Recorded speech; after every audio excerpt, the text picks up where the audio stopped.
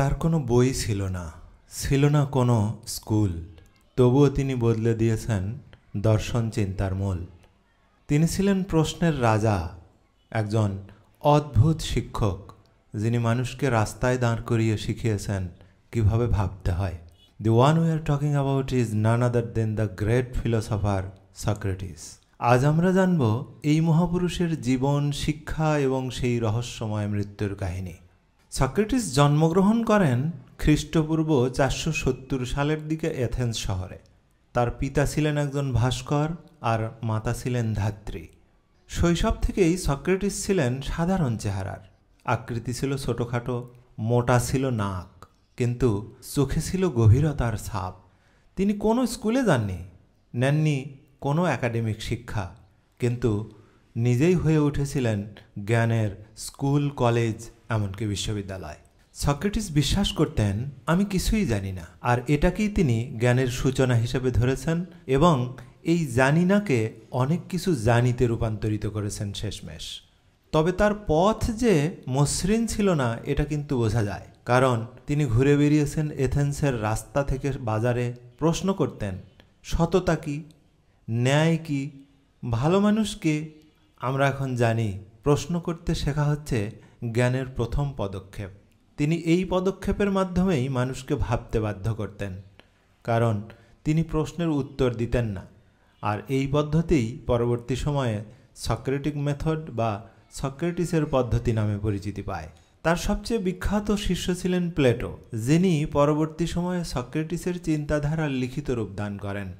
কারণ সক্রেটিস নিজে কিছুই লিখে যাননি, তাই আমরা তার জীবন ও আদর্শ সম্পর্কে যতটুকুই জানি সবই তার ছাত্র প্লেটোর ডায়ালগ বা সংলাপ থেকে। এ সময়ের ছাত্র হলে কি করতো বলুন তো? সে কি শিক্ষকের নামেই বই লিখত, নাকি নিজের নামে চালিয়ে দিত? মন্তব্য করে জানাতে পারেন। 70 বছর বয়সে সক্রেটিসের বিরুদ্ধে মামলা হয়। অভিযোগ, তিনি যুব সমাজকে বিপথে পরিচালিত করছেন এবং দেবদেবীদের অপমান করছেন। তিনি আত্মপক্ষ সমর্থন করলেও এথেন্সের আদালত তাকে দোষী সাব্যস্ত করে এবং সাজা হিসেবে তাকে দেয়া হয় মৃত্যুদণ্ড। সক্রেটিসকে দেয়া হয় হেমলক বিষ। মৃত্যুর আগে পর্যন্ত তিনি ছিলেন শান্ত এবং বলেছিলেন মৃত্যু মানেই হয়তো আরেকটি নতুন যাত্রা। আজ আমরা জানি সত্যিই তাই, মৃত্যু মানে আরেকটি নতুন যাত্রা, যার না আছে সীমানা, না আছে মাত্রা।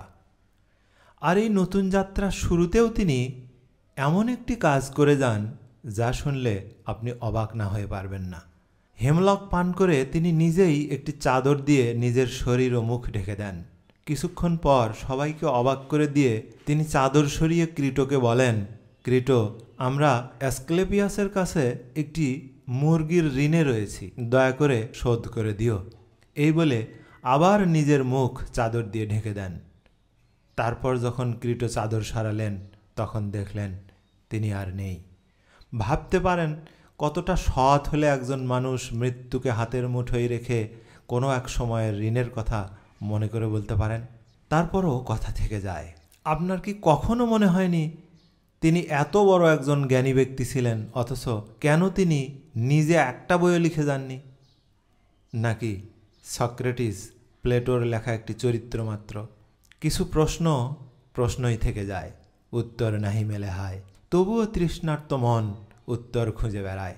সক্রেটিস নেই, কিন্তু তার প্রশ্ন করার ক্ষমতা, চিন্তার ধারা আর তার নৈতিক সাহস আজও বেঁচে আছে। তিনি ছিলেন এমন একজন মানুষ যিনি আমাদের শিখিয়েছেন নো দাই সেলফ। সক্রেটিসের জীবন ছিল এক ধরনের বিপ্লব। এমন আরও অজানা ইতিহাস জানতে আমাদের সঙ্গেই থাকুন। ভিডিওটি ভালো লাগলে লাইক, কমেন্ট ও শেয়ার করতে পারেন। আরও ভিডিও দেখতে চাইলে সাবস্ক্রাইব করতে পারেন আমাদের চ্যানেলটি।